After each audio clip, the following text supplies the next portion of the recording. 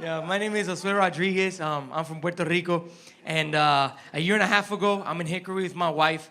And we are literally on track to take over the church that we helped plan and we served in.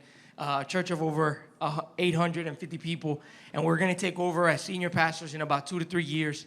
And we're on track. We're making that transition. And then we feel like God starts calling us to plant a church. And we was like, heck no. Like... We had a house. We had our firstborn on the way. Everything was set up. We were good. And God kept saying, like, we got to plant a church. And I really didn't want to. On top of that, it added a layer of complexity that I had somehow managed to believe that planting a church was kind of like a betrayal of somehow and a backstab. Nobody made me feel like that.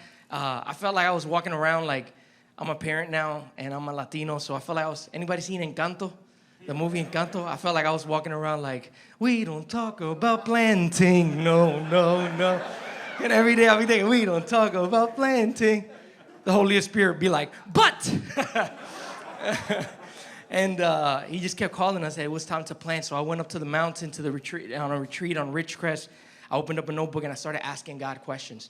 And he started answering every one of those questions immediately. I came back, I spoke to my pastor and I said, look, I feel like I got to plant a church. And it was hard, man. We cried. We bawled, both of us. We were set to do our thing.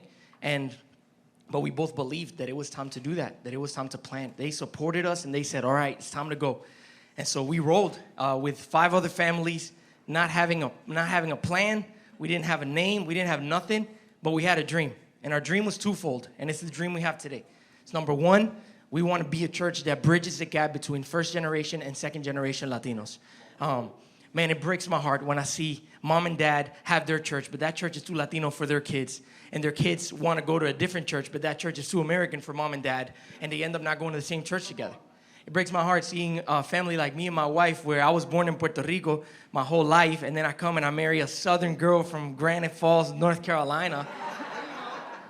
And now we have a kid, and our kid has to be the first Puerto Rican hillbilly ever. Like, he has to be. I mean, right? Like, there's no way. He doesn't know what he is. We don't know what he is. We're still trying to figure it out. What are you, kid?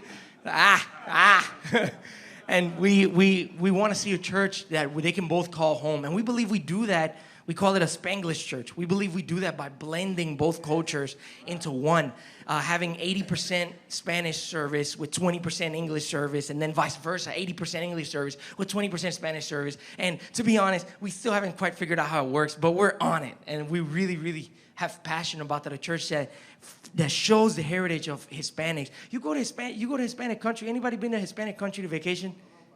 Yeah, more than that. Come on. More than that. And you see the colors and the food and the vibrancy and the festivals and the music. And then you come and you never see a church that way.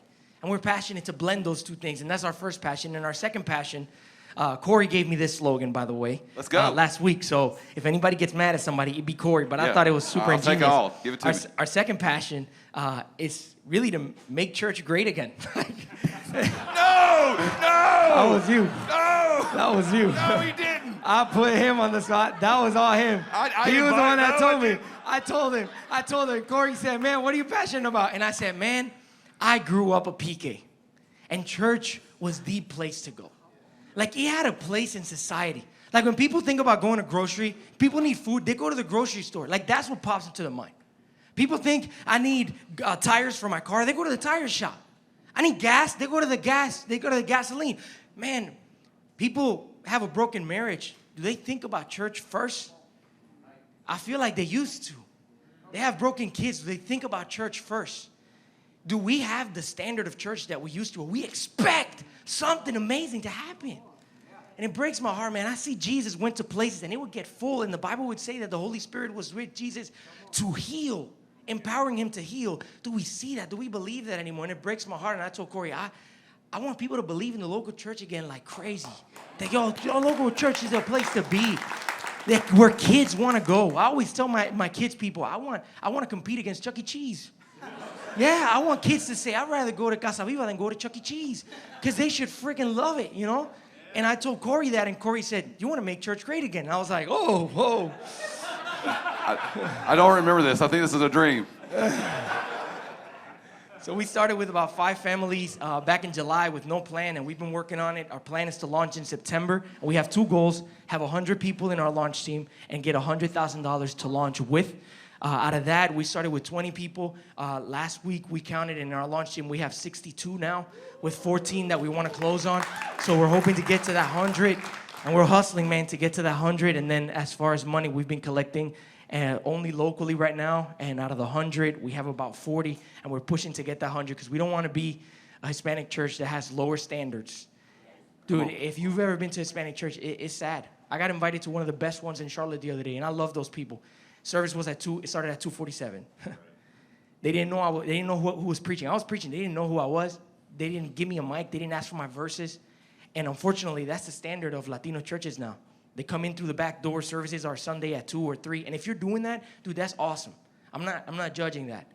But I want to collect 100,000 because I want to do a Latino church plant right, to where we don't shorthand, and we have the lights and the quality and the experience so that we can reach the Latinos unchurched in Charlotte. 8,000 searches for church near me in Spanish in Charlotte every month. 8,000 searches, like say a church near me in Spanish, iglesia cerca de mí, 8,000. And I don't know how many Hispanic churches you know in Charlotte, and we wanna fill that gap. We want to serve that way. And thanks to Carolina Movement, we're getting closer and closer every day. So thank you guys for what you do. Thank you for serving. Thank you guys. So, you have on your table a card for Pastor Josue. You also have in your bag, how can I get involved? And so this is a whole action step process. We're trying to get you guys to take action on partnering with one of these planners. And this is a great planner that you can partner with. So let's give it up one more time for Casa Viva, Pastor Josue Rodriguez. Pumped that you got that, man. Love you, dude. Hey, appreciate you.